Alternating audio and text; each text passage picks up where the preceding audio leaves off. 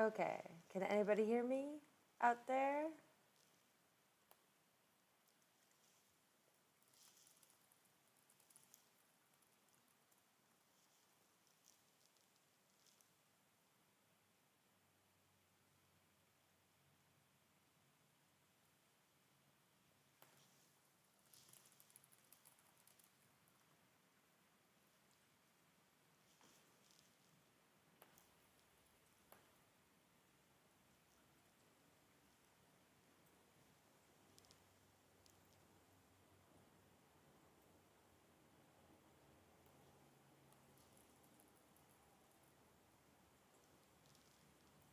Okay, well, I'm just going to go ahead and get started, I think.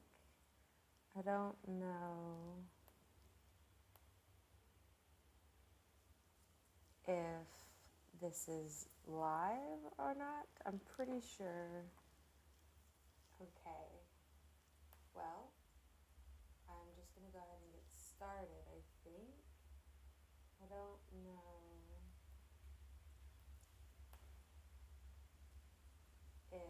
if this is live or not. I'm pretty sure.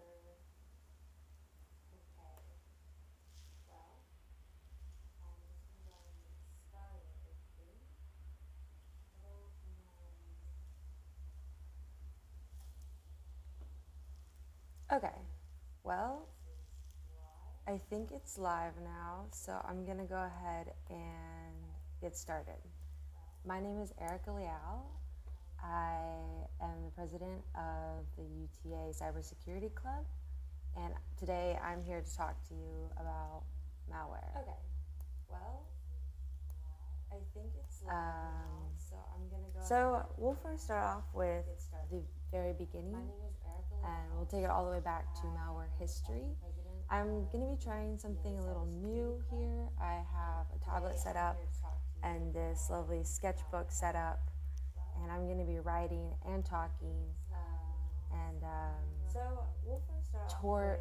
I'll be showing some examples, and then towards the end I will go ahead and show you a live demo of a keylogger. So stick around for that. I'm really excited. So malware history.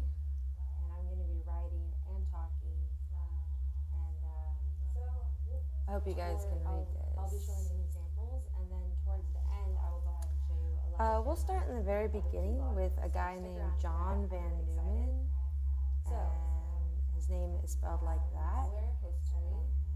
Neumann. I hope you guys can read this. If you have taken operating systems or an architecture class, you'll probably have heard of John Van Neumann. He is popular. He's a very popular computer scientist. He was around the same time as Alan Turing. He was also a very popular computer scientist. So if you don't know who John Van Neumann is, he came up with like a very popular thing called John Van Neumann architecture. That basically shows that there is a CPU,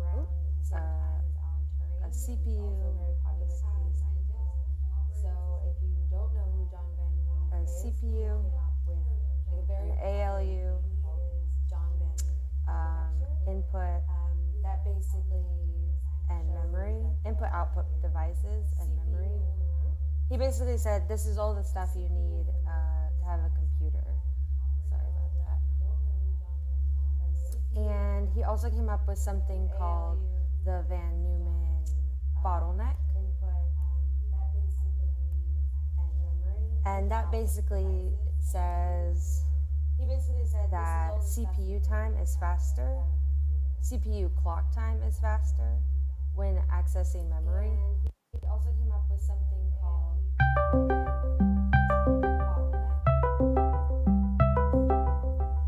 and it creates a bottleneck. There's like a little theory here called the John Van Neumann bottleneck, and there's that. But although he was a famous architecture/computer scientist and mathematician, in 1949 he came up with something we were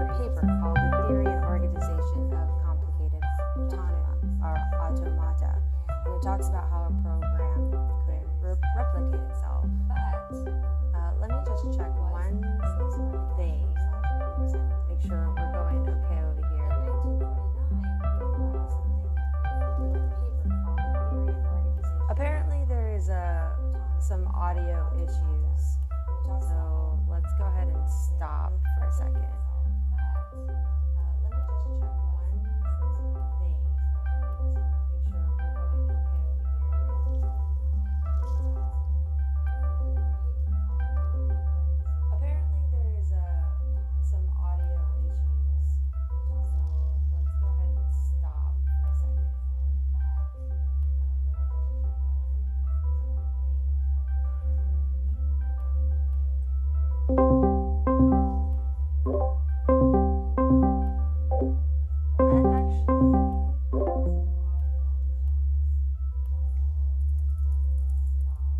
One second, we're having technical issues. I guess the audio, y'all are having issues with the audio.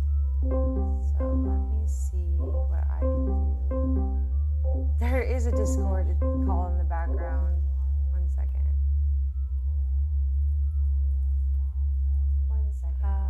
There's some song going on in the background. That would be me. Okay. One second, guys. It's probably this headset I'm using. So.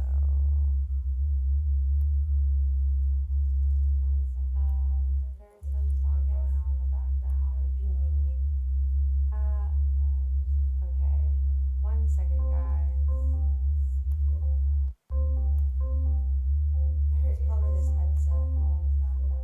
Let me see if I can.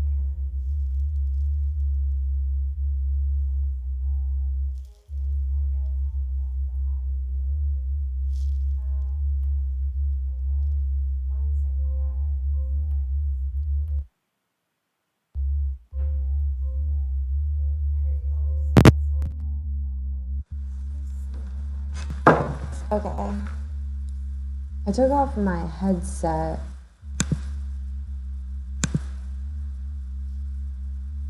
Is it picking up my voice now?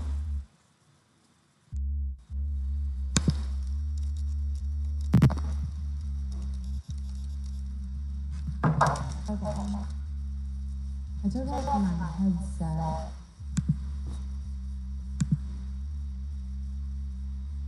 Is it picking up my voice now?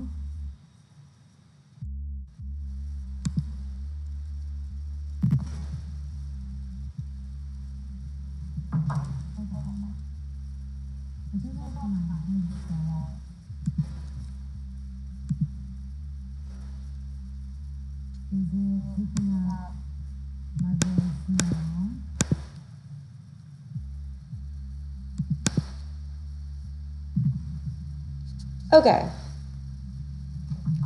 I think we fixed all the sound issues. Sorry about that. Thank you for joining me again today.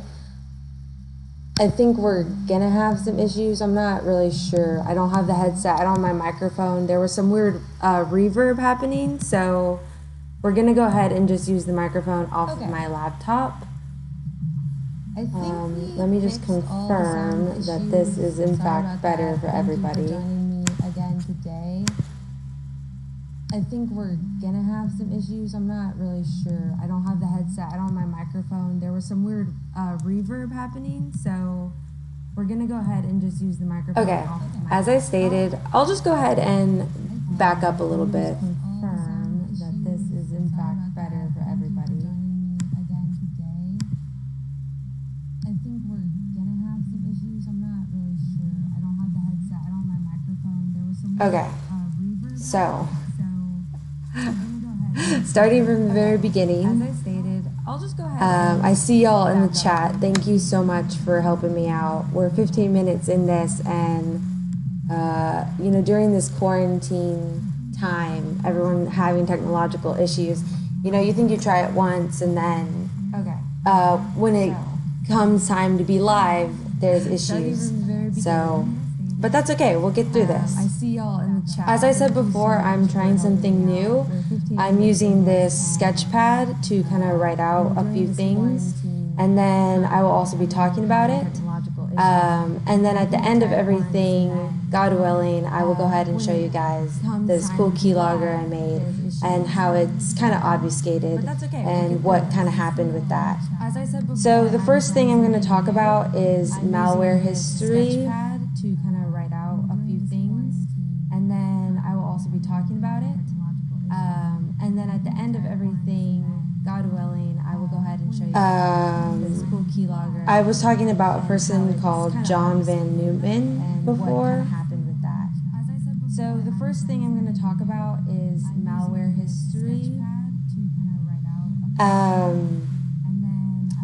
He's a very popular computer scientist, as I was stating before. He came out with the von Neumann architecture and the John Van Neumann bottleneck. And you'll hear about that in your operating system classes if you haven't yet. But if you don't know him, I do suggest you look him up. His name is John Van Neumann. He was at the same time as Alan Turing. And he came out with the von Neumann architecture. Is there still sound issues? I'm sorry. Is it really that bad, everybody? If you don't know him, I do suggest you look him up. His name is John Van Neumann. He was at the same time as Alan Turing, and he came out with the von Neumann architecture. Is there still sound issues? I'm sorry. Is it really that bad, everybody?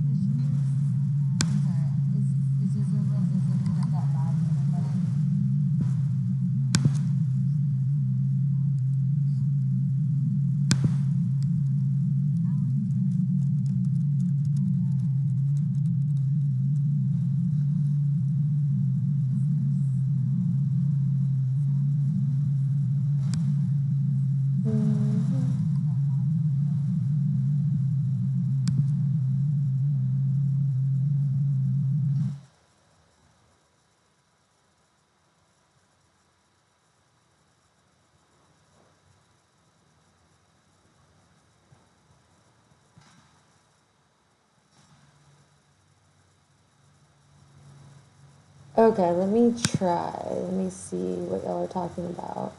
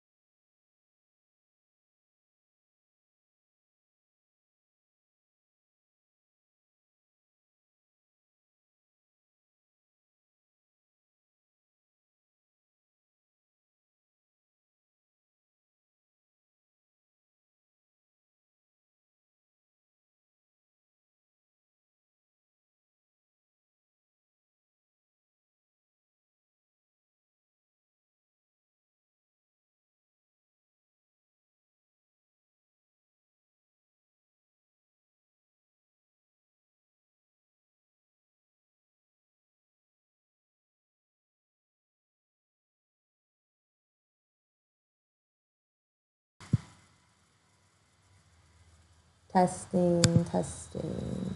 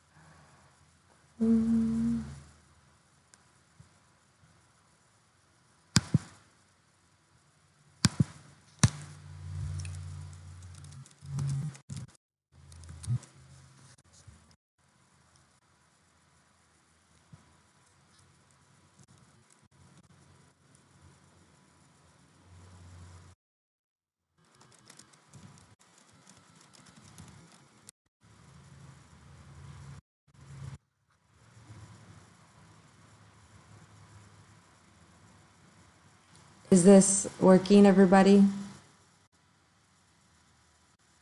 Okay, everyone is telling me that they can hear me now. But in 5 minutes, if you can't hear me again, I'm gonna scream.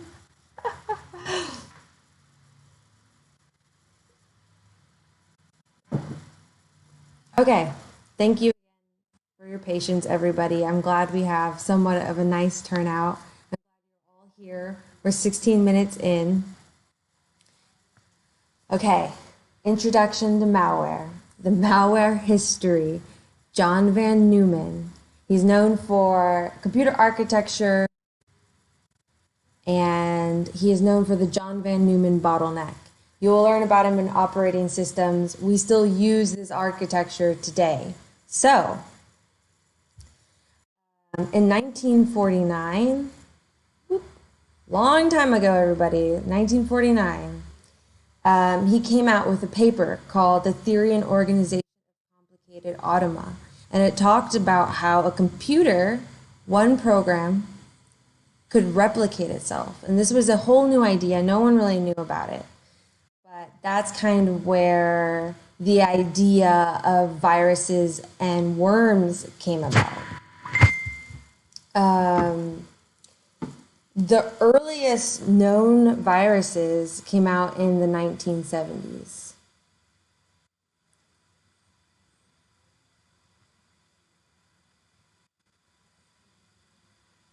And the first one is actually by a person named Bob Thomas.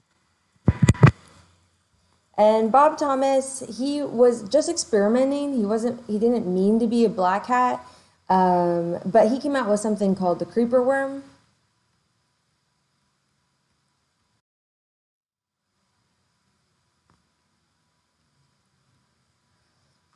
And that was again in the 1970s. And it was a self-replicating program. People were like, whoa, what is that? And so they went ahead and called it this little creeper worm. Again, he didn't mean to make it. He was just experimenting. And then in 1986,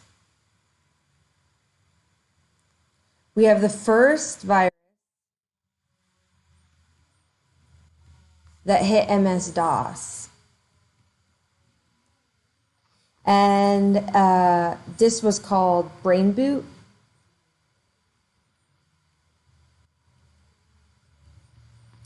And it was actually created by two brothers. They're still alive today. You can go see in the talk, the interview with them.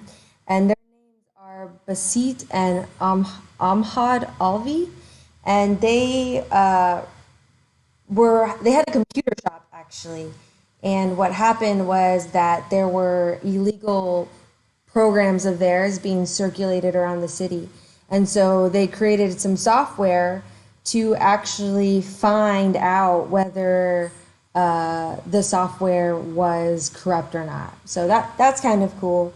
That was back in 1986. And again, it was used to address illegal copies of their software being circulated. Again, in 1986,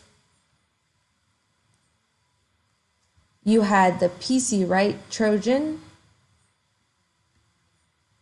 And PC Right was a very popular program in 1986. And what happened was they were disguising this malware to look like a program called PC Write, and it would erase all the user files. So that's kind of cool. And just so you know, I'm using these words like worm and Trojan and virus, but we'll get to those in a minute. I'm going to go ahead and talk to you about those. In 1988, there was something called the Morris worm.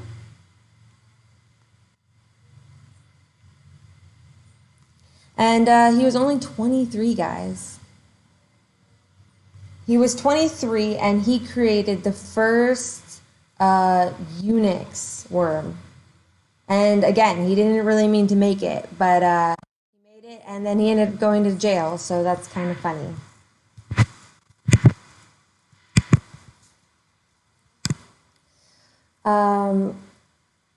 Moving along into current years, in 2000, there was the I love you worm.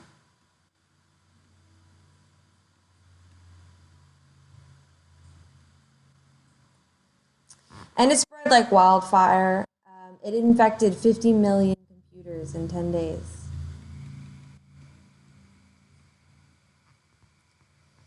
In 2010, there was Stuxnet. And it was actually the first virus to attack physical systems, Stuxnet. It was meant to damage the Iran nuclear program, and it was actually created by the US and Israel. How did I spell it?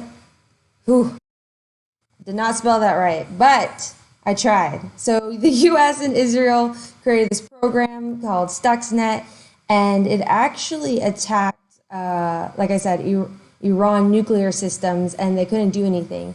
So in 2010, this is the first time we're seeing malware take down physical systems, and that's crazy. In 2013, we then saw CryptoLocker.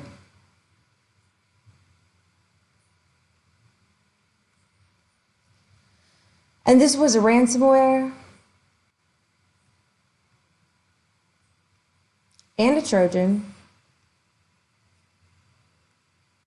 And it had attachments hidden in executables. And that was a huge one. I don't think we really saw ransomware. So I think 2013 is about the time that ransomware thing, you know, you weren't really seeing worms or viruses because they were turning into something a lot greater. And then recently, in 2017, we have WannaCry. And this is are you ready for this? This is a ransomware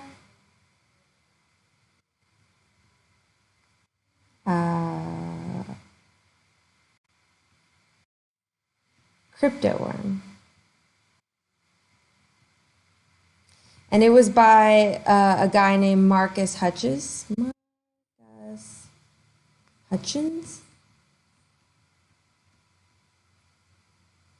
And whoever didn't have the Windows update in April 2017 were severely affected by WannaCry. I remember, I don't know if you remember, but Windows was they were going mad about it because if you didn't update, then you were severely affected by this. I just want to go ahead and take note as well that WannaCry is kind of a plethora of malware. You see it has ransomware, it has like this crypto term, and it has this worm term. And in the next section we'll be talking about, I will show you that malware can be kind of like a mix of many different things.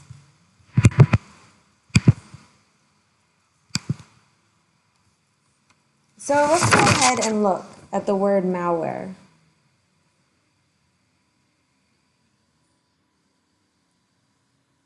And you see mal and ware. And malware is short for malicious software. And this is anything that's going to attack your system, is meant for bad things. The first kind of malware I'm going to talk about is ransomware.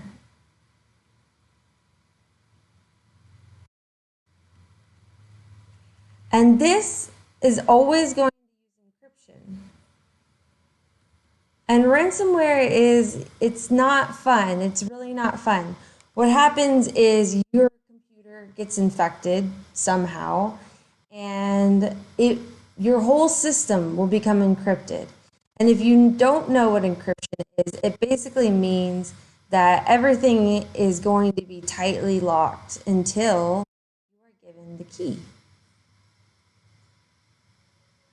And so what people will do is they will infect someone's system with this ransomware, encrypt the computers, and they will lock everything down until they pay some money, usually in Bitcoin or some type of cryptocurrency. And then they will give them the key, and hopefully all their information will be there. A very popular ransomware, it was found in 2019 actually, is called Robinhood. And it affected both Atlanta and Baltimore. And the city couldn't do anything. They couldn't do anything financially. They couldn't do anything on their server because the attackers of Robinhood encrypted all of their information. Well, the mayor decided that he didn't want to pay. The mayor of Baltimore, he didn't want to pay the money to Robinhood. That he was very adamant about trying to find something around it. And so I want to go ahead and show y'all something.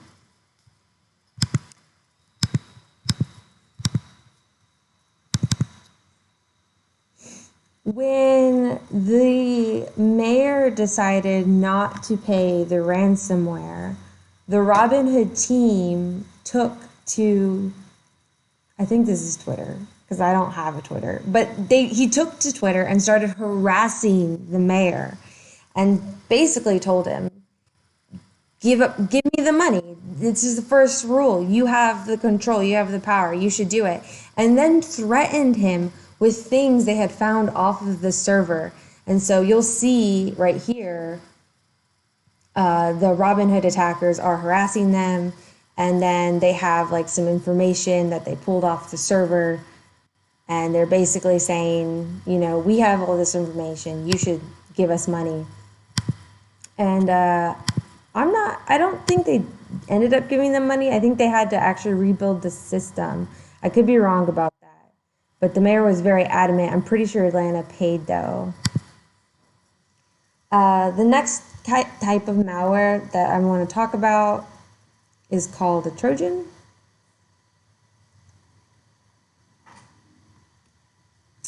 And this is based off of a Greek story. You know, the Greeks that entered Troy and won the war, they got in by hiding in a wooden horse. And that's kind of the same, that's kind of what a Trojan is that it hides itself in something that looks innocent. It usually hides in games, in software patches,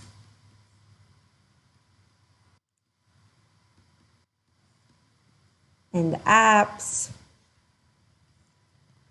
And the thing about Trojan is that it will look like something nice. It might look like a nice executable. It might look like the Adobe Photoshop icon. But once you touch this nice little package, you're going to release something and then it will spread. And one of these popular Trojans is called Emotet. Ooh, that's a B. And it was written by the villain Mummy Spider, which you will learn that a lot of these hackers, they don't really use their real names until they're indicted. But the Emotet is a very, very complicated Trojan. It also has a worm and it downloads a bunch of stuff. And it's a very vicious Trojan. And I want to go ahead and show you something else, that the official website of the Department of Homeland Security released this something about the Emotet malware, and you can read about it. And I mean, for the National Homeland of Security to write about a Trojan and give people warning about it is pretty amazing. There's all sorts of things you can find at a cool government level about malware or hackers. You can look at their indictment files if you're ever interested. Another popular malware is called a rootkit. And basically what a rootkit is going to do is that it sits in your operating system and it tricks your operating system to think that it's a normal operating system, but it's not.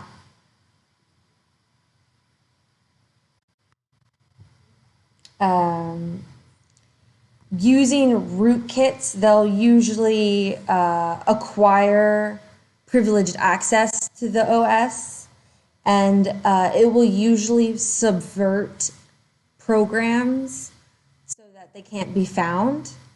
Rootkits, I believe, are very popular on Unix systems. When I was learning about like malware for Linux and Unix, you really run into these rootkit type malwares. And if you break down the word rootkit, you'll see this word root, which is very popularly known in Linux. And kit is kind of like a toolkit. So this did begin in the Unix operating system in 1990. That was probably the first rootkits you started to see. And then in 1999, some Windows rootkits were coming out. And then finally, in 2009, you started seeing Mac OS X rootkits. And rootkits, the weird thing about them is that there are good and bad rootkits. So a good rootkit example might be GameGuard. And GameGuard is something that sits in your operating system so that when you play games, you can't use like a bot to shoot people, or you basically can't cheat if GameGuard is installed. And so that's kind of a good example of a good rootkit. But a bad rootkit could lead to something like a backdoor.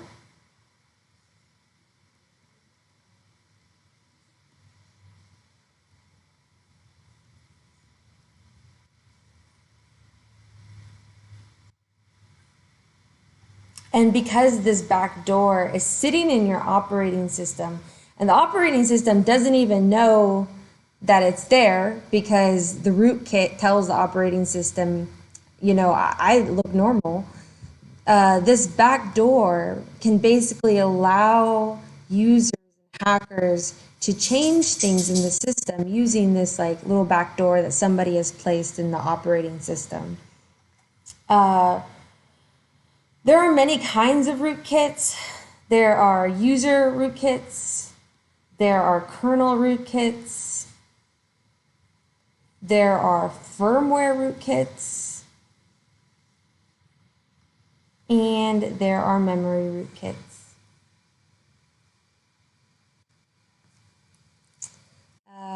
They all affect different things, but they all are rootkits.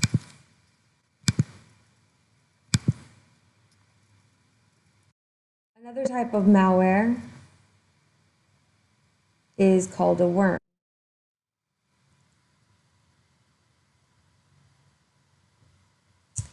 And what a worm does is that it also targets the OS.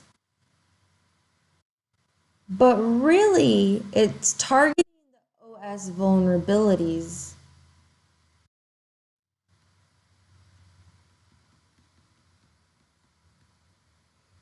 in order to install themselves.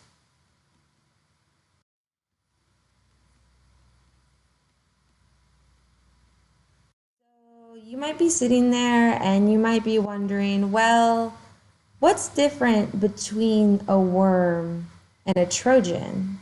Like, they're kind of the same, right? They both have to be spread. But the key difference between this worm and Trojan is that the worm is going to install itself. And the Trojan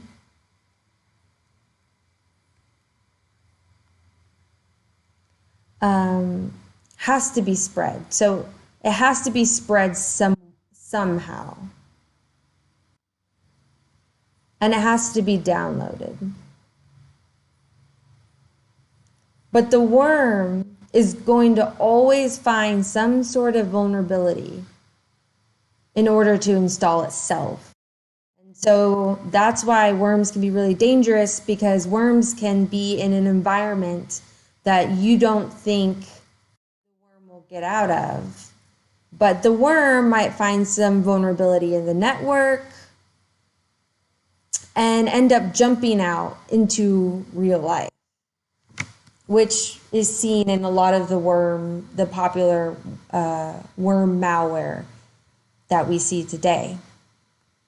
The worm will copy itself over and over again so that it's affecting everything. And I mean, it's a worm, it's gross. Yes.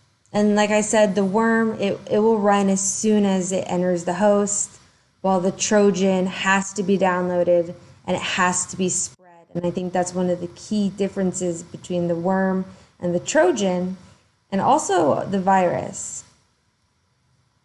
Because the virus is also kind of the same as a worm and a Trojan, but the virus will you'll download the virus, and whatever you downloaded will have something inside of it where the virus is hidden. And this hidden virus will remain dormant. And it will sleep, all until the host, whatever the host file came in, whatever the virus rode in on, until that file is clicked or executed, the virus will remain dormant. But once the host is clicked and used, it's over. The virus is out there. And the virus is very dependent on host applications.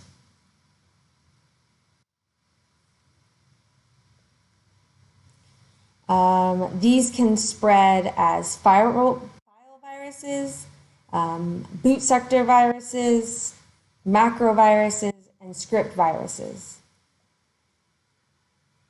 And again, the worm, the Trojan, and the virus, they all look the same. But if somebody asks you what the difference is between them, You can tell them the worm will install itself. The Trojan has to be downloaded, it has to be spread, and the virus is so dependent on, and the virus will remain dormant until the host is executed. And those are all very interesting concepts. The coolest concept, however, is that malware can have all of these things. Malware can have a virus and be a Trojan and be a worm. So don't get too caught up in the classification of malware. Because really, you're not going to see malware that's one thing. You're going to see malware that could be many things. And I will get to an example here shortly. I just have a couple more malware simplicities I want to go over.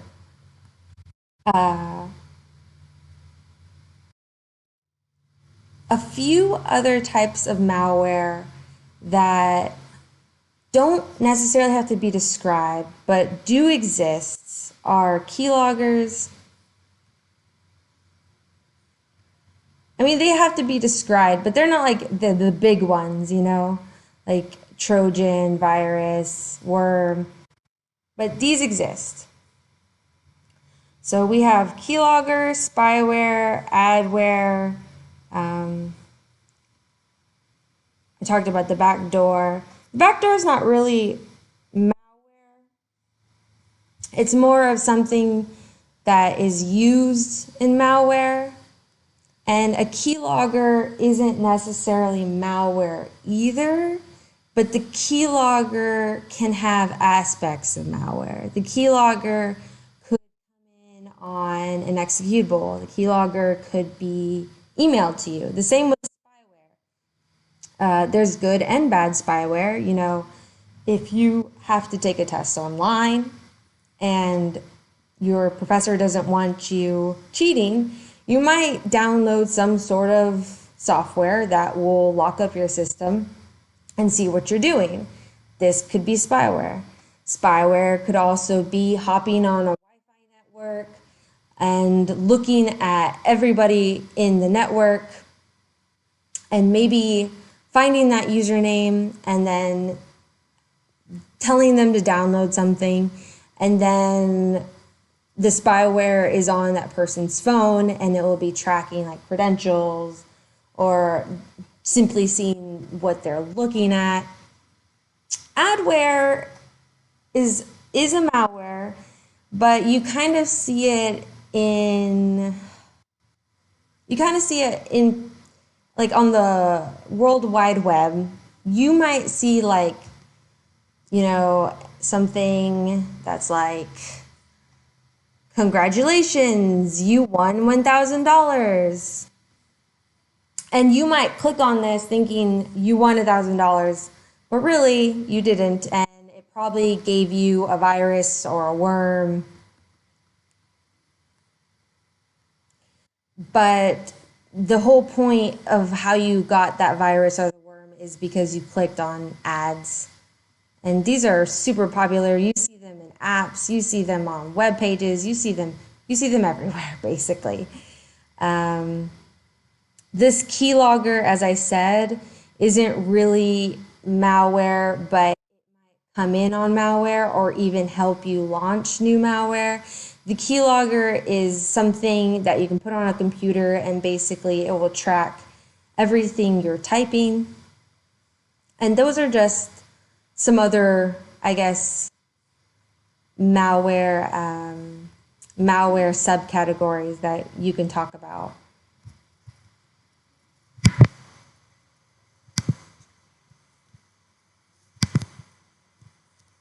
So just to kind of wrap up this whole malware topic, we have ransomware,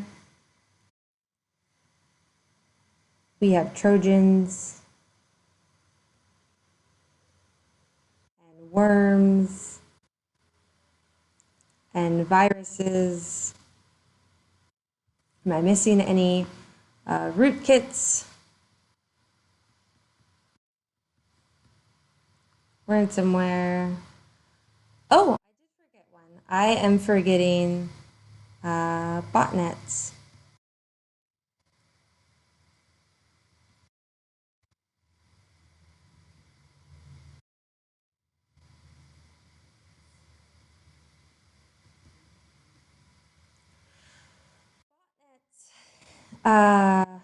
Is malware that is basically, it performs automated tasks.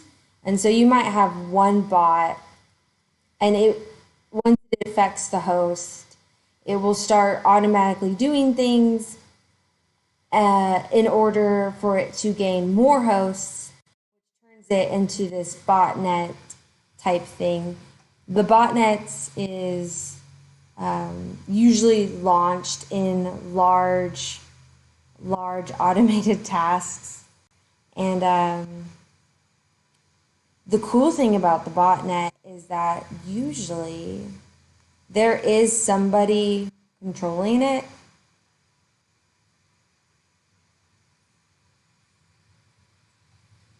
And you don't really see these in other malware. I mean, there's always going to be like someone behind the ransomware, someone behind the Trojans, and someone behind the worms and viruses and rootkits. But generally with these, like you launch them and then you're like, okay, well, they're out in the real world. I'm a proud mom. But with botnets, it's more of they launch it into the real world and then they sit there and they're able to have communication with this host. And these can be really dangerous, actually, because they are connected to somebody controlling it. Let me look through my notes. I think that's all I wanted to talk about with these malwares. You might be thinking, how do you detect them?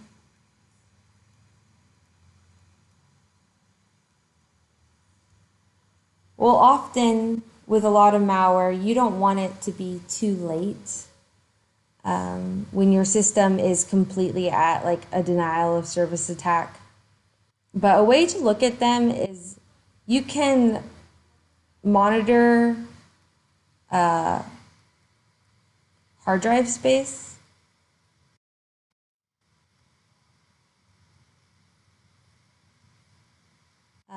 Usually worms and viruses, worms especially will eat up a lot of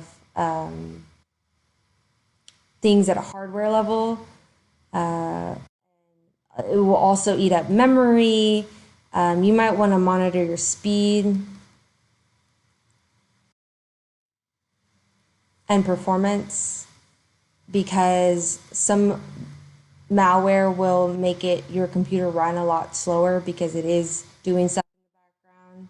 And you also might want to see if you're missing files.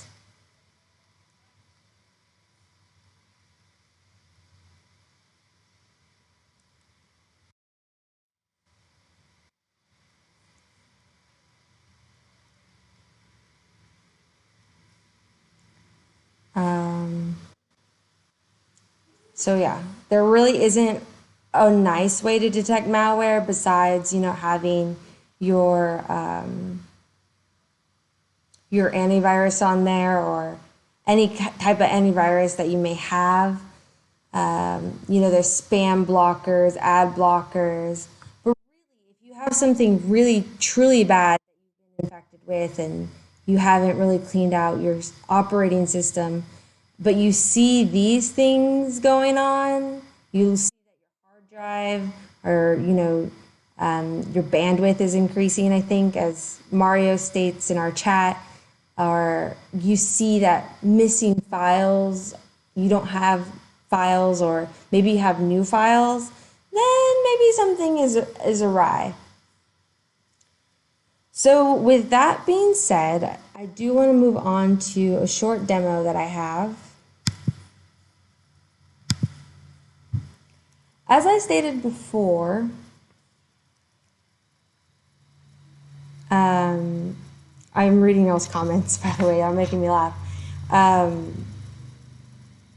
I said before, a keylogger is something that can be put on a computer and your keystrokes can be monitored. Well, today I have created one for you. And I'm going to show you that when you run this program, that it will be able to track what I'm writing. Now, I have elevated this keylogger into something a little more special. I did write it in Python, but malware, as I said, is going to come to you in various forms. And one of the forms that I chose is an executable. Now, I didn't hide it from the system too much because I was running into issues. My antivirus or Windows Defender was basically saying to me like, hey, you need to cut this out. This is a Trojan. When I tried to obfuscate it a little more, and when I mean obfuscate, I mean malware can come in many forms. It might be an attachment in your email. It might be an executable. It might be an executable that's compressed. So you never really know what kind of malware is there. You never really know what it is until you run it, basically, which is the scary thing. So let me go ahead and show you. This is the keylogger as an executable. So it's just sitting on my computer. If I was an attacker, I would obviously want it named differently. I would want the icon changed. I wouldn't want it to look like this at all. But say it's just chilling on my computer and I don't really know what it is, and I click on it. And I'm like, well, that's weird. I don't know what that is. And I go about my day and I start just writing something like,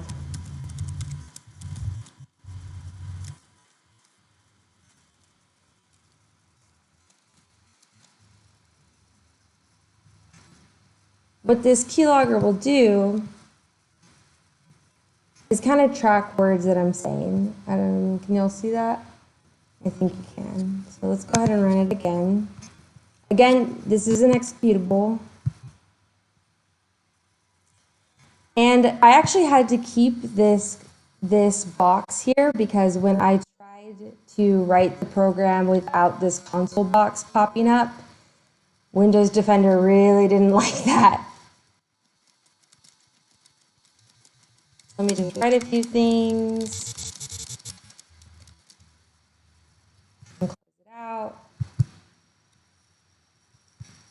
And as you see, it wrote what I was saying on my keyboard. You couldn't see I was writing on my keyboard, but I was writing on my keyboard. As I said before, this executable could have been hidden way more. Like the person could have hit the executable and this console box didn't have to come up. However, when I did obfuscate it at that level, I did receive this warning, and it did flag it and basically said it's a Trojan. And why it's a Trojan is because even though it was a simple keylogger that could track keystrokes, it was hidden in the form of an executable. And then it would have been obfuscated, which means hidden. It would have been obfuscated even more if I would have taken that console window out.